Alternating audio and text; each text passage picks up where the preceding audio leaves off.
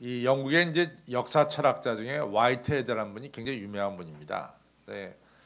이분한테 서양 철학에 있어서 이 지금까지 역사 속에서 가장 큰 영향을 끼친 철학자가 누구냐라고 자기에게 묻는다면은 자기는 서슴없이 플라톤이라고 대답하겠다 이렇게 말씀하고 있습니다. 그러니까 플라톤이 아마 서양 철학에서는 가장 귀하게 많은 것을 공헌한 분이다 이렇게 이제 그분은 말하고 있습니다.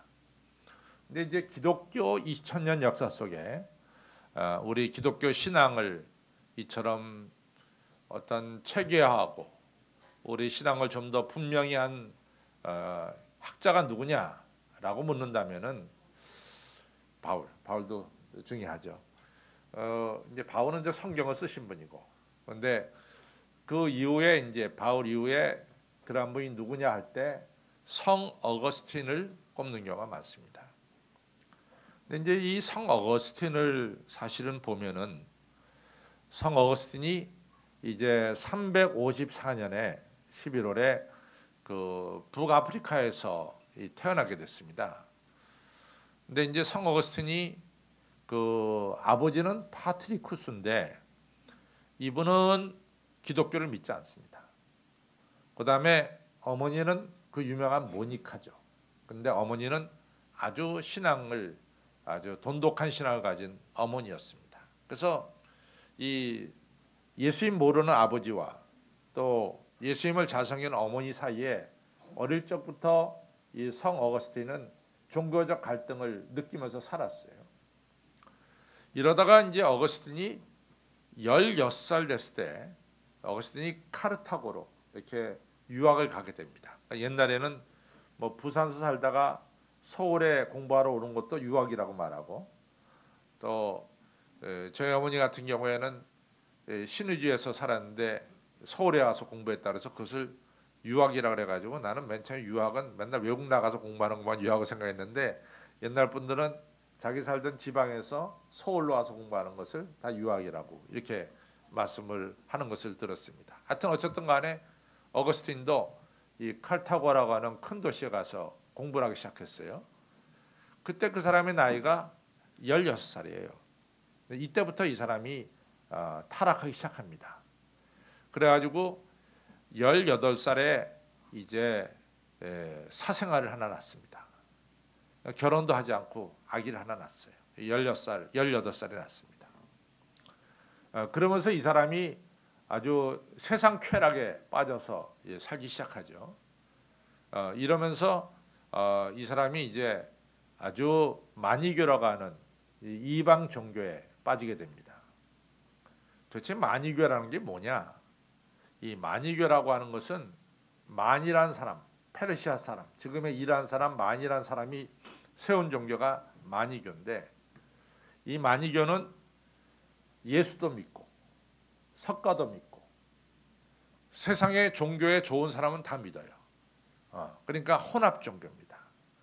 근데 특별히 마니교의 핵심은 뭐냐면은 우리 사람의 운명은 별들에 의해서 결정져진다 이렇게 믿고 있었어요. 별들에 의해서. 그러니까 이 마니교의 특징 중에 하나는 점성술이 매우 발달됐어요. 별의 움직임에 따라서 사람의 운명이 결정되어진다. 이것이 마니교의 특징이에요. 근데 이 특징이 이제 어떤 결과를 가져오냐면은, 여러분들 이제 이 어거스틴만 하더라도 18살에 장가 안 가고 아기 낳잖아요. 그 다음에 매일같이 술과 여자와 세상의 쾌락에 빠져 살잖아요. 그것은 바로 다 별 때문에 자기가 이렇게 된다는 거죠. 그러니까 자기가 잘못한 것에 대해서는 전혀 책임이 없어요. 그 모든 것은 뭐에 의해서? 별에 의해서. 자기 운명은 그렇게 결정졌다는 거죠. 그러니까 이같이 잘못된 종교의 특징 중에 하나는 의무와 책임이 없습니다. 전부 다 뭐 신 때문에, 운명 때문에 여기다 다 돌리는 것이 잘못된 종교의 특징이에요. 그러니까 이제 어거스틴도 내내 내가 별 때문에 이렇게 살았다. 이렇게 살다가 어느 날 그가 32살이 됐을 때, 그것이 이제 386년인데 32살이 됐을 때 이 사람이 밀라노의 한 정원을 거닐다가 느닷없이 하나님의 음성이 들려왔어요. 밤은 깊고 낮은 갖고 왔으니 어둠의 일을 벗어버리고 빛의 값을 입자. 낮에와 같이 단정히 행하고 방탕과 술 취함과 음행과 이런 것을 벗어버리고 예수 그리스도로 옷 입자. 이 말씀이 어느 순간 순식간에 이 어거스틴의 머리를 갖다가 이같이 친 거죠. 그래서 어거스틴이 그때 무릎 꿇고 그 다음에 이 수도원으로 들어갑니다. 수도원에 들어가서 그가 한 1년 동안 열심히 신앙생활하는 가운데 그의 나이 33살, 이같이 주님께로 돌아와서 1년 뒤에 이제 387년이 되겠습니다. 387년에 이 사람이 그 당시에 당대 아주 유명한 암브루스라고 하는 이 목회자한테 세례받고 이같이 크리스찬이 되는 거죠. 그 다음부터 한 35년 동안 이분이 열심으로 신앙생활을 했어요. 그래가지고 이 성 어거스틴이 기독교 역사 속에 아주 위대한 일을 행했다라고 한 것은 뭐냐면은 사실은 그때까지 신약 성경 27권이 확정되질 못했어요. 근데 393년에 히포라고 하는 데서 지금의 우리가 가지고 있는 신약 성경 27권이 이것이 신약 성경이다, 정경이다, 이런 대강의 결정을 내리게 됩니다. 이 대강의 결정을 내릴 때 성 어거스틴이 주도적인 역할을 했어요. 그 다음에 397년, 그러니까 그로부터 딱 5년 뒤에 이 카르타고라고 하는 이 회의에서 지금 여러분과 저가 쓰고 있는 신약 성경 27권이 이것이 정경이다, 이것이 성경이다, 이런 분명한 결정을 내리게 됩니다. 그때 주도적인 역할을 한 사람이 바로 어거스틴이에요. 그래서 어거스틴을 가리켜서 2000년 기독교 역사 속에 오늘 우리에게 이 신앙을 갖게 한 중요한 사람 중에 하나다 꼽을 때 바로 어거스틴을 꼽습니다. 그다음에 어거스틴을 알다시피 우리가 삼위일체가 얼마나 어려워요. 성부와 성자와 성령은 삼위면서 하나다. 이 삼위일체를 갖다가 정리해 놓은 사람이 바로 성 어거스틴이에요. 그래서 성 어거스틴의 삼위일체론. 그다음에 성 어거스틴이 자기가 16년 동안 방탕했잖아요. 뭐 온갖 죄를 다 저질렀죠. 그러다가 자기가 돌아서서 하나님의 자녀로서 살게 된 이 자기의 과정을 쓴 책이 참회록입니다. 이 책이 오늘날 많은 사람들에게 감동을 일으키고 있고 그 책을 보면서 우리가 새로워지고 있죠. 그 다음에 이 사람이 쓴 책 중에 로마라고 하는 엄청난 나라가 이것이 이 망해가는 것을 보면서 이 사람은 로마가 망해가면서 그 안에 하나님의 나라가 다시 세워지는, 소위 말해서 하나님의 도성이라고 하는 시티 오브 갓이라고 하는 유명한 책을 이 사람이 쓰게 됩니다. 그래서 이 세 권의 책, 뭐 그 밖에도 많은 책을 썼어요. 뭐 삼위일체론, 참회록, 그 다음에 이 하나님의 도성들, 이러한 책들이 오늘 2000년 기독교 역사 속에 우리의 신앙을 바르게 세우는데 중요한 역할을 하게 됩니다. 그래서 어거스틴은 2000년 기독교 역사 속에 중요한 인물 중에 한 명으로 꼽히는 거예요. 그러면 어거스틴이 이렇게 변화되는데 주요한 역할을 한 것은 두 개로 꼽을 수 있어요. 하나는 어머니 모니카의 기도입니다. 기도하는 자식은 결코 망하지 않는다고 하는 어머니 모니카의 기도고, 또 하나는 성경 말씀이에요. 성경 말씀이 어거스틴 마음속에 들어왔을 때 어거스틴이 회개하게 되었고 새 사람으로 변하게 되는 중요한 역할을 한 것이 바로 하나님의 말씀, 성경 말씀입니다. 우리가 1년에 52주가 있는데 52 중에 12월의 둘째 주일, 바로 오늘을 세계교회는 성서주일로 지킵니다. 그래서 오늘은 성서주일과 동시에 오늘은 대림절 세 번째 주일이에요. 그래서 오늘은 이 성경이 오늘 우리에게 주는 이러한 이 역량, 또 오늘 사도 바울은 디모데에게 편지 쓰기를 성경 말씀은 바로 너로 하여금 온전케 되게 한다.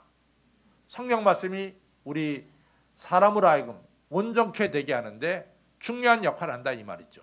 그래서 오늘은 성경과 온전케 됨이란 제목으로 우리가 같이 은혜를 받으려고 합니다. 첫째, 오늘 성경을 뭐라고 썼냐면 성경은 하나님의 감동으로 쓰여졌다. 다시 말하면 성경은 하나님의 말씀이다. 이렇게 말씀하고 있습니다. 20세기를 들어서서 이 칼 바르트라고 하는 대단한 신학자가 있습니다. 이 대단한 신학자가 이런 말을 해요. 하나님 말씀이 딱 두 가지인데 하나는 예수 그리스도가 하나님 말씀이고 또 하나는 바로 성경이 하나님 말씀이다. 그리고 오늘 성경을 가지고 설교하는 이 설교가 바로 하나님 말씀이다. 이렇게 말씀하고 있습니다. 그래서 만약 여러분들 예수 안 믿는 사람들이 여러분들에게 성경이 뭡니까? 라고 물어보면은 여러분 뭐라고 대답하시겠어요? 성경은 하나님의 말씀입니다. 이렇게 대답을 해야 됩니다. 저 따라 성경은 하나님의 말씀입니다. 성경은 하나님 말씀이에요. 이스라엘이 말이죠. 587년에 주전 587년에 이제 바빌론한테 망했죠. 그렇죠? 그러고 나서 이 지구상에서 이스라엘이 독립국가가 된 적이 없었어요. 언제 독립국가 되냐면 우리나라는 1948년 8월 15일 날 독립국가가 되는데 이스라엘은 1948년 5월 14일 날 우리나라보다 3개월 앞서서 독립국가가 됩니다. 그러니까 587년에 이스라엘이 망하고 나서부터 이스라엘 백성들은 히브리어를 공개적으로 쓰지 못했단 말이죠. 히브리어 안 썼습니다. 그래서 우리가 알다시피 여러 가지 이야기가 있지만 그 중에 하나가 뭐냐면은 우리가 신약 성경을 보면은 예수님도 이스라엘 사람이고 베드로도 이스라엘 사람이고 마태도 이스라엘 사람이고 마가도 이스라엘 사람이고 사도 바울도 이스라엘 사람이고 다 이스라엘 사람이에요. 그럼 당연히 이스라엘 사람들이면 자기들의 언어인 히브리어로 성경을 썼어야 되잖아요. 자기들의 언어인데. 그런데 우리가 신약 성경은 히브리어로 쓰여지지 않았습니다. 그 당시 그 세계에서 가장 통용을 많이 쓴 언어가 바로 헬라어예요. 그 헬라어로 신약 성경이 쓰여졌어요. 그것은 뭘 반증하느냐? 이스라엘 사람들이 히브리어 모른다는 얘기예요. 히브리어를 모르기 때문에 헬라어로 성경을 쓴 거예요. 실제로 그렇습니다. 사도 바울이 내가 히브리인 중에 히브리인이라고 자랑한 것은 이스라엘 사람 치고 사도 바울만큼 히브리 말을 잘하는 사람이 없었기 때문에 사도 바울이 자기 자랑을 한 거예요. 나는 히브리인 중에 히브리인이다. 자기는 히브리 말을 능통하게 한다 이거죠. 그러나 대부분의 유대인들은 히브리 말을 못했어요. 히브리 말이 2000년 동안 이 지구 역사 속에서 이같이 사장된 언어였습니다. 그런데 1948년 5월 14일 날 벤구리온이라고 하는 이스라엘 초대 수상이 나라를 독립하면서 앞으로 이스라엘의 언어는 히브리어다 이렇게 선언을 해버렸어요. 그 2000년 동안 안 쓰던 히브리어가 다시 쓰게 됐습니다. 그걸 가리켜서 20세기의 기적이라고 말해요. 2000년도 안 쓰던 언어가 다시 부활돼서 쓰니까 이걸 기적이라고 말합니다. 성경도 똑같아요. 아브라함의 이야기는 지금부터 4000년 전의 이야기입니다. 근데 이 아브라함의 이야기가 맨 처음에는 사람들의 말로 이같이 전해져 내려왔어요. 그러다가 다윗 시대, 다윗은 아브라함보다 1000년 뒤의 사람입니다. 그 다윗이 주전 1000년부터 주전 961년까지 40년 동안 이스라엘의 왕으로 있었어요. 다윗 시대에 처음으로 입으로 전해 내려오는 이 하나님의 말씀이 글로 옮겨지기 시작했어요. 그러다가 계속해서 이제 그 다음부터 하나님 말씀이 글로 옮겨지기 시작했어요. 그런데 하나님의 말씀이란 책이 수백 권, 수천 권이 이같이 쓰여지기 시작한 거예요. 그러니까 하나님의 책이, 하나님 말씀 책이 너무 많아요. 마카비 상하서도 이것이 하나님 말씀이고 그 밖에도 하나님 말씀이라는 책이 너무나 많았습니다. 그런데 참 신기하게도 이건 하나님의 역사가 아니면 안 될 일입니다. AD 90년, 그러니까 예수님 오시고 나서 90년, 예수님 오시고 나서 70년에 예루살렘이 이 로마 장군 티투스에 의해서 완전히 무너지게 됩니다. 그러고 나서 20년 뒤에 이스라엘에 이같이 랍비들이 모여서 우리가 하나님의 말씀을 분명히 세워야 되겠다 라고 세운 것이 바로 AD 90년 얀미아라는 곳에서 구약성경 39권이 이 성경으로 이같이 세워지게 되는 겁니다. 그러니까 성경 말씀이 2000년의 이 역사를 가지고 있는 말씀이 얼마든지 이 땅에서 그냥 하나의 뭐 전설로, 하나의 그냥 뭐 사람들의 이야기로 얼마든지 있다가 사라질 수가 있었어요. 그런데 2000년 뒤에 90년의 성경, 구약성경 39권이 이같이 세워지고 397년에 신약성경 27권이 세워져서 66권의 성경이 오늘 73억의 인구 중에 3분의 1에 해당되는 25억의 인구가 이 말씀 없이는 살아갈 수가 없고 이 말씀을 의지하며 살아가는 이런 역사가 일어났습니다. 성경이 오늘날 이같이 되어진 과정을 보면은 이건 하나님의 역사가 아니면은 이루어질 수가 없는 역사가 바로 이 성경의 이 형성된 과정입니다. 성경은 하나님의 감동으로 오늘 여러분과 저에게 하나님 말씀으로 주어지게 된 것을 꼭 기억하시기를 바랍니다. 성경 말씀이 얼마나 소중하냐. 성경 말씀은 여러분과 저로 하여금 진리의 길로, 생명의 길로 이끕니다.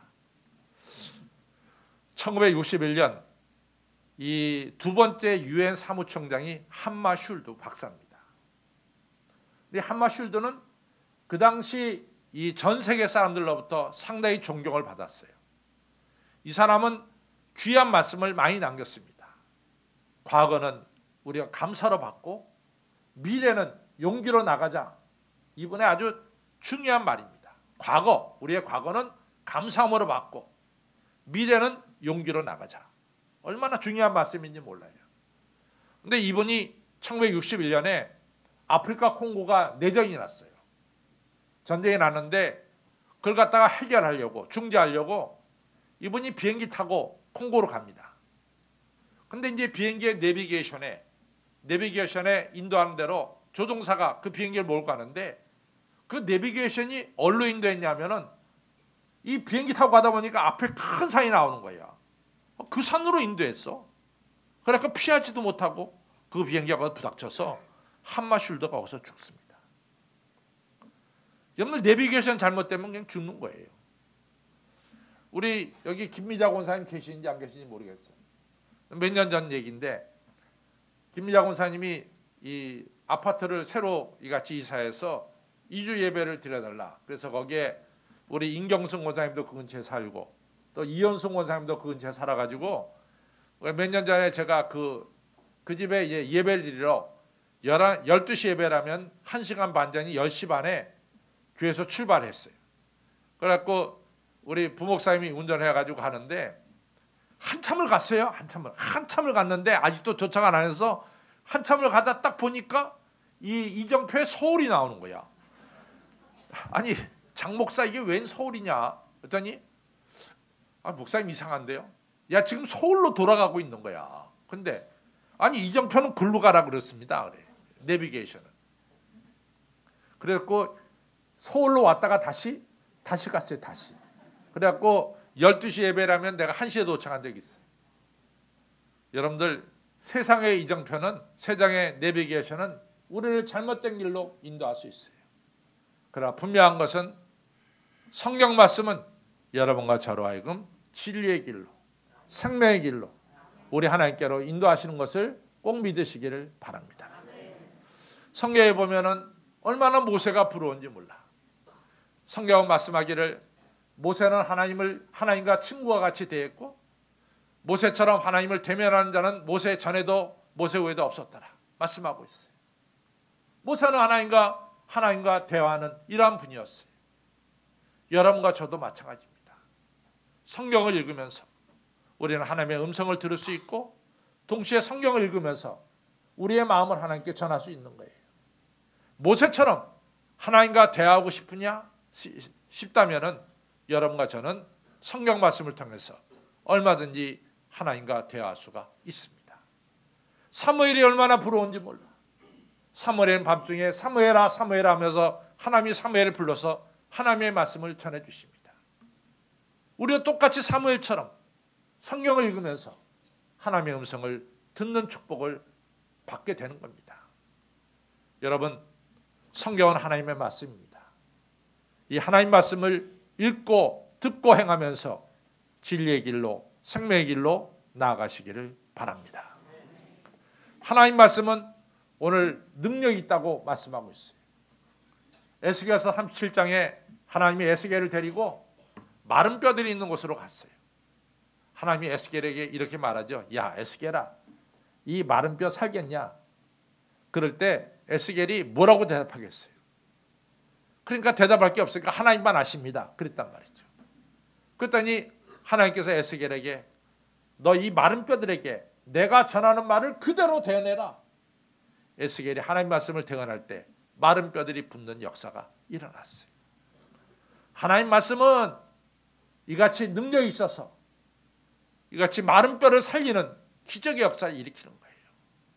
요한복음 11장에는 예수님께서 죽은 나사로의 무덤 앞에 가서 하나님 내 말씀을 들어주신 것을 감사합니다. 기도하고 난 다음에 나사로야 나와라 그러니까 어떻게 됩니까? 이 죽었던 나사로가 이 수의를 입고 무덤에서 더벅더벅 나오는 기적의 역사가 일어났어요. 하나님 말씀은 오늘도 하나님의 능력과 기적이 우리에게 나타나게 하는 것이 바로 하나님 말씀입니다. 성도 여러분들, 하나님 말씀 믿으시고 하나님의 기적을 체험하시기를 바랍니다. 제 어머니께서 저 수일리에 있는 이 성북교회 여신도 회장을 하셨어요. 근데 이제 그 여신도 회장을 할 때 그 교회 김영도 장로님이라고 계셨어요. 그 장로님의 부인이 저희 어머니 고등학교 후배인데 아주 두 분이 친했었는데 1977년에 우리나라 고상돈 대원이 이같이 에베레스트 산을 세계에서 8번째로 이같이 등정한 일이 1977년에 있었습니다. 그때 김영도 장로님이 이 우리나라 에베레스트 산 등정대의 대장이었고 고상돈 씨는 대원이었어요. 이분들이 8번째로 에베레스트 산에 올라갔습니다. 올라가기 전에 예배 드릴 때 이분들이 이 시편 121편을 읽었어요. 그리고 그 부인께서 전부 다 대원들 주머니 속에 성경책을 다 이같이 주머니에 넣었습니다. 그리고 1977년에 이 에베레스트 산 등정을 하고 나서 고상돈 대원이 그 산봉우리에다가 태극기를 꼽았어요. 그리고 무릎을 꿇고 하나님께 기도했습니다. 그러고 나서 주머니에 든 성경책을 빼서 읽은 게 뭐냐? 내가 산을 향하여 눈을 들기라. 나의 도움이 어디서 올꼬? 나의 도움이 천지를 지으신 여호와께서로다. 시편 121편을 읽었다고요. 여러분과 저의 인생살이의 도움이 어디서 옵니까? 여호와 하나님에게서 옵니다. 우리를 누가 진리의 길로 생명의 길로 이끕니까? 하나님 말씀이 여러분과 저로 하여금 진리의 길로 생명의 길로 이끄시는 것을 꼭 기억하시길 바랍니다. 오늘 하나님 말씀은 여러분과 저를 온전케 한다 그랬어요. 우리로 하여금 온전한 사람이 되게 한다 그랬어요. 우리가 아브라함 링컨 하면은요, 아브라함 링컨은 사실은 정식 교육은 9개월밖에 받지 못한 사람이 아브라함 링컨입니다.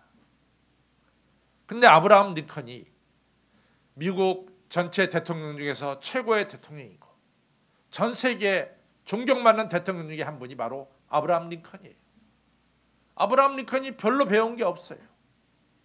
그러나 아브라함 링컨은 세계의 훌륭한 대통령이 됐습니다.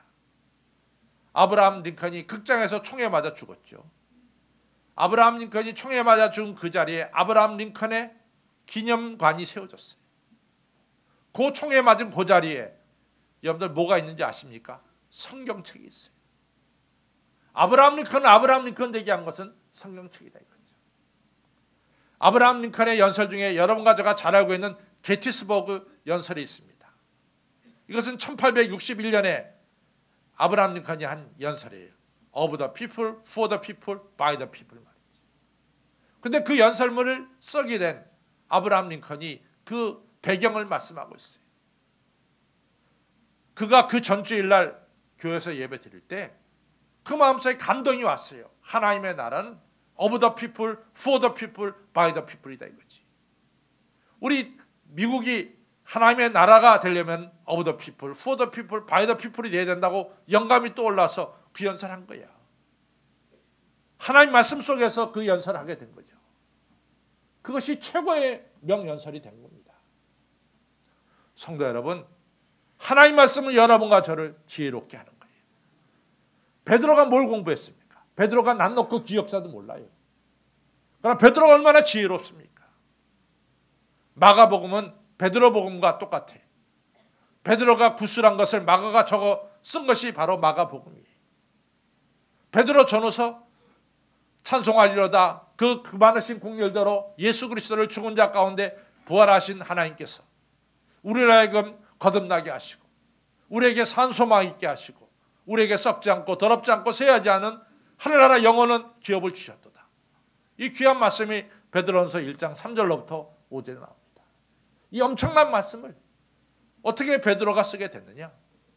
베드로가 어떻게 이 귀중한 말씀을 쓰게 됐느냐? 예수님으로부터 말씀 들을 때 베드로는 지혜로운 사람이 된 것을 우리가 알 수가 있습니다. 여러분들, 우리들의 자녀들이 지혜로운 사람이 되게 하려면 우리들의 자녀들에게 성경을 읽혀야 돼요. 여러분만 성경 읽는 것이 아니라 우리들의 자녀들에게도 꼭 성경 읽히는 이런 훈련을 시키시기를 바랍니다. 그래서 오늘 아침에 제가 우리 막내딸이 왔거든요. 그래서 너 오늘 꼭 성경 읽어야 된다. 내가 오늘 저녁에는 너 성경 뭐 읽었느냐 내가 물어볼 거예요. 그러니까 성경을 읽히는 훈련을 시켜야 돼요. 여러분들의 자녀들에게 꼭 성경 읽히는 훈련을 시키시기를 바랍니다. 성경 말씀은요, 또 감사한 것은 우리의 죄를 깨닫게, 우리의 마음 상태를 깨닫게. 여러분, 다윗이 말이지, 만약에 나단을 통해서 하나님이 책망하지 않았다면 오늘날 다윗은 없어요. 나단을 보내갖고 책망시켰다고. 이 다윗아, 너 하나님이 업신여겼어. 네가 어떻게 그런 죄를 저지를 수 있어? 다윗이 그 말씀 듣고 회개하기 시작했어요. 그렇기 때문에 다윗이 있었던 거예요. 하나님 말씀 여러분과 저를 책망시킵니다. 너무 중요한 말씀이에요. 여러분들, 이스라엘의 유명한 왕 중에서 우리가 3명을 꼽으라 하면 다윗, 히스기야, 요시야 왕. 요시야 왕이 그렇게 훌륭하게 됐어요. 요시야 왕이 성전을 갖다가 수리하는 중에 성경책이 발견됐어. 제사장이 힐기야인데 힐기야가 성경책을 발견하고 사반이라고 하는 서기관한테 성경을 읽으라 그랬어요. 사반이 성경을 읽어가는데 요시야가 그 말씀대로 살지 못한 자기 죄가 깨달아졌어요. 죄를 뒤집어 쓰고 옷을 찢고 회개하는 요시야가, 회개하는 기도를 요시야가 드렸어요. 요시야가 얼마나 훌륭한 왕이 됐습니까? 요시야 전에도 요시야 후에도 요시야와 같은 왕은 없었더라. 성경은 말씀하고 있습니다. 성도 여러분, 성경 말씀을 사랑하시기 바랍니다. 성경 말씀을 사랑한다는 것은 읽는 거예요. 성경을 사랑한다는 것은 두 번째는 듣는 거예요. 성경 말씀을 사랑한다는 것은 읽고 들은 것을 지켜 행하는 겁니다. 저 따라 성경 말씀을 읽고 듣고 지켜 행하자. 그때 온전한 사람 되는 거예요. 이러한 축복이 여러분들의 있기를 주님의 이름으로 축원합니다. 기도하겠습니다. 아버지 하나님, 감사합니다. 오늘 성서주의를 맞이해서 이같이 생명의 말씀, 하나님 말씀, 성경 말씀을 다시금 되새겨볼 수 있도록 기회를 주시니 감사합니다. 우리가 하나님 말씀을 읽기를 열심으로 할 수 있도록 도와주시고 오늘 이처럼 예배 시간에 하나님의 말씀을 듣게 해주시고 더 나아가서 우리에게 읽혀진 말씀, 우리 마음속에 새겨진 말씀, 또 내 귀에 들려진 말씀을 우리의 삶 속에 실천해서 하나님의 기적과 능력을 눈으로 보고 몸으로 체험하는 저희들 신앙생활 되게 하여 주시옵소서. 감사하며 예수님 이름으로 간절히 기도 올렸사옵나이다. 아멘.